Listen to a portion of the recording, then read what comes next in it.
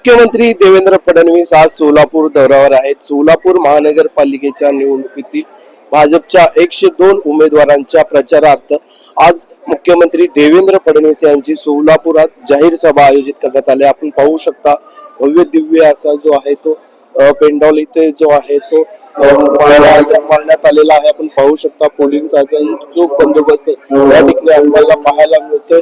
मुख्यमंत्री देवेंद्र फडणवीस आज काय बोलणार याकडे सर्वांचं लक्ष असणार आहे। आपण पाहू शकता जवळपास 50,000 लोक बसतील असा भव्य दिव्य असा पेंडॉल जो आहे तो उभारण्यात आलेला आहे। पोलिसांचाही चोख बंदोबस्त या ठिकाणी तैनात करण्यात आलेला आहे।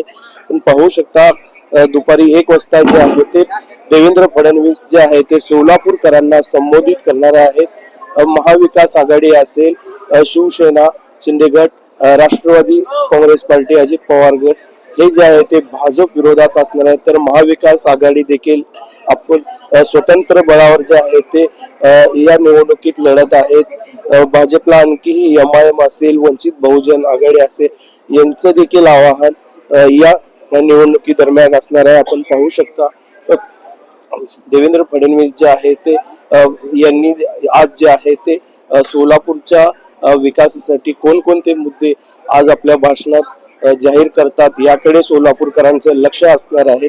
तसेच विरोधकांनाही काय उत्तर देणार याकडेही सोलापूरकरांचं लक्ष आहे।